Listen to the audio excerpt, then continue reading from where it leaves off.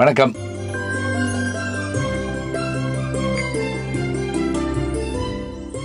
ஒரு மனிதன் நினைத்தால் ஒரு கிராமத்தை மாற்ற முடியுமா? ஒரு மனிதனுடைய ஒரு சிறிய தூரிகையால் பிரஷ் மாயத்தூரிகையாக மாற்றி அந்த கிராமத்தை வளர்ச்சியடை செய்ய முடியுமா?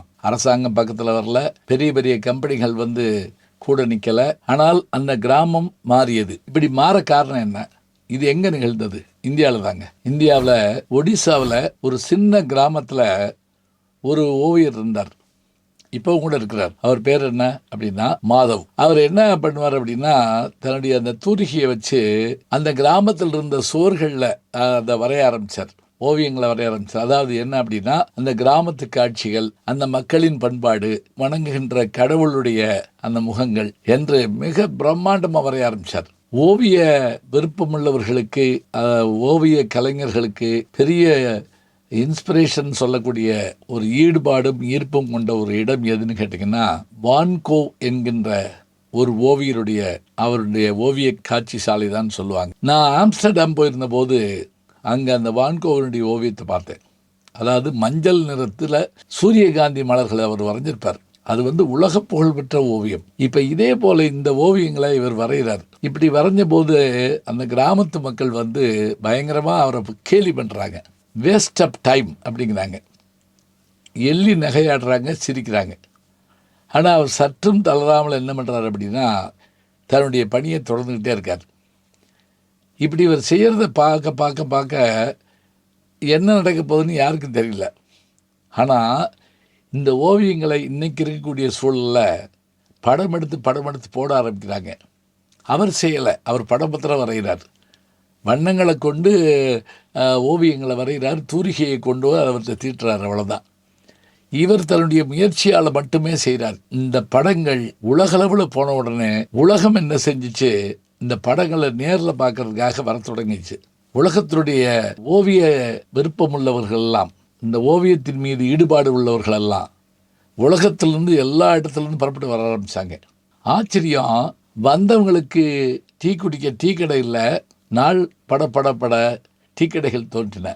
அது மட்டும் இல்லை, வந்த அந்த மக்கள் இந்த கூடை எங்கே கிடைக்கும், இந்த பொருள் எங்கே கிடைக்கும் அப்படின்னு கேட்டவுடனே அந்த ஊர் பெண்கள், கிராமத்து பெண்கள் இவற்றையெல்லாம் திரும்பவும் தங்களுடைய தொழிலாக செய்ய தொடங்கி அதை விற்பனை செய்ய தொடங்கினார்கள். கிராமத்து தொழில் வளர்ந்தது.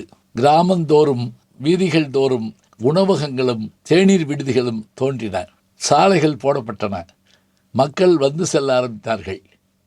இவையெல்லாம் யார் செய்தது? வழக்கமாக நமக்கு அரசாங்கம் செய்யும், அல்லது அந்த பகுதியை சார்ந்த ஒரு அரசியல் தலைவர் செய்வார், அல்லது அந்த காலமாக இருந்தால் அரசர்கள் செய்வார்கள். எந்த எதிர்பார்ப்பும் இல்லாத ஒரு மனிதன் எந்த கலையை கையில் எடுத்தார் என்றால் ஓவிய கலையை கையில் எடுக்கிறார். வேறு எதையும் அவர் செய்யலை. அந்த ஓவியக்கலையை கையில் எடுத்து அந்த ஊரிலே இருக்கக்கூடிய செய்திகளை எல்லாம் அந்த ஊரிலேயே வரைய அது உலகம் முழுவதும் பரவிற்று என்று சொன்னால், ஒரு தூரிகை தன்னுடைய வண்ணத்தால் மாயாஜாலங்களை புரிந்ததை நாம் பார்க்கிறோம். இன்றைக்கி பத்திரிகைகளில், யூடியூப்பில் அதை பற்றிய செய்திகள் எல்லாம் வருது. நானே பார்த்து வியந்து போனேன். எப்படி ஒரு மலை மனிதன் ஒருத்தர் சொல்கிறப்ப 80 கிலோமீட்டர் தன்னுடைய மனைவிக்கு உடல்நலம் இல்லாத போது தூக்கிட்டு போயிட்டு பிறகு தான் ஒரு தனி மனிதராக நின்று ஒரு சாலையை உருவாக்கினார், ஒரு மலையை குடைந்து ஒரு பாதையை உருவாக்கினாருங்கிறத நம்ம இதே இந்தியாவில் பார்க்குறோம்னு சொன்னால், மனிதர்கள் நினைத்தால் எதையும் சாதித்து காட்டலாம். மனம் வலிமையுள்ளதாகவும் செயல் குறிக்கோளை நோக்கியதாகவும் இருந்தால் ஒரு மனிதனுடைய அறிவினால் உலகம் முன்னேறும், நாடு முன்னேறும், ஊர் முன்னேறும்.